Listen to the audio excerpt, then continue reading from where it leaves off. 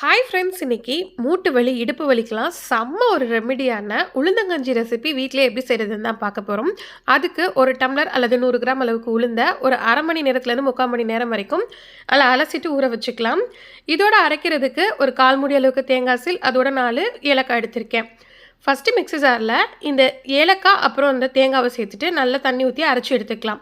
இப்போ இதோட வடிகட்டின அந்த உளுந்தையும் சேர்த்துட்டு நல்லா மையாக பேஸ்ட்டு போல் அதை நம்ம அரைச்சி எடுத்துக்க போகிறோம். இதை நைஸாக அரைச்சதுக்கு அப்புறமேட்டு இதோட 2 ஸ்பூன் அளவுக்கு அரிசி மாவு சேர்த்துக்கலாம். சப்போஸ் உங்கள்கிட்ட அரிசி மாவு இல்லை அப்படின்னா நீங்கள் பச்சரிசியை உளுந்து ஊற போடும் போதே 2 ஸ்பூன் சேர்த்துக்கலாம்.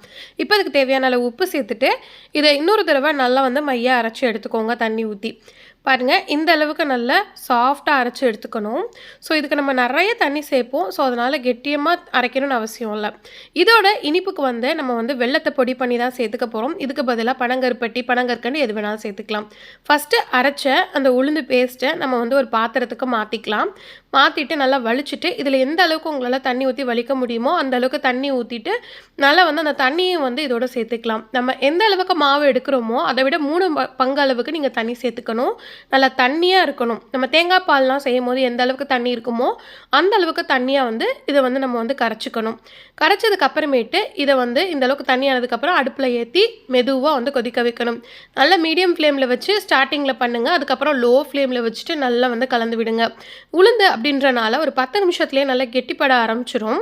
கொஞ்சம் கொஞ்சமாக கெட்டி ஆக ஆக பார்த்திங்கன்னா நல்லா வெந்து வந்துடும். பாருங்கள், இந்த அளவுக்கு நல்லா இட்லி மாவு கன்சிஸ்டன்சிக்கு நல்லா வெந்து வரணும். ஸோ லைட்டாக நீங்கள் தொட்டு பார்த்தாலே தெரியும், டேஸ்ட் பண்ணாலே நல்லா உளுந்து வெந்து வந்தது. வெந்ததுக்கு அப்புறமேட்டு நம்ம இடித்து வச்சுருக்கக்கூடிய அந்த வெல்லத்தை இதில் சேர்த்துக்கலாம். நல்லா சுத்தமான வெல்லமாக இருந்தால் டைரெக்டாக சேர்த்துக்கோங்க. இல்லைனா நீங்கள் பாகு போல் காய்ச்சி வடிகட்டி கூட சேர்த்துக்கலாம். எந்த அளவுக்கு இனிப்பு தேவையோ அந்த அளவுக்கு நீங்கள் சேர்த்துக்கலாம். சேர்த்ததுக்கு அப்புறமேட்டு இதோட கலர் நல்லா சேஞ்ச் ஆகி உங்களோட இனிப்பு டேஸ்ட்டுக்கு ஏற்ற மாதிரி இருந்துச்சுன்னா அடுப்பை நல்லா ஆஃப் பண்ணிவிட்டு இதை நம்ம சர்வ் பண்ண வேண்டியதுதான். இந்த உளுந்தங்கஞ்சி ரெசிபி நம்மளோட இடுப்பு வலி மூட்டு வலிக்கு மட்டும் இல்லைங்க, ரொம்ப அதிகமான சளி தொல்லை இருக்குன்னா தாராளமாக இதை நீங்கள் ஒரு தடவை குடித்தாலே போதும், சளி நல்லாவே முறிஞ்சு வந்துடும். இந்த உளுந்தங்கஞ்சியோட டேஸ்ட்டு செம்மையாக இருக்கும். நம்ம பால் கொழுக்கட்டைலாம் சாப்பிடும் போது எவ்வளோ ஒரு டேஸ்ட்டாக இருக்குமோ அந்த அளவுக்கு சூப்பராக இருக்கும். கட்டாயம் ட்ரை பண்ணி பாருங்கள், குழந்தைங்களுக்கு ரொம்பவே பிடிக்கும். ஃப்ரெண்ட்ஸ், இந்த வீடியோ பிடிச்சிருந்தா like and subscribe. Thanks for வாட்சிங்.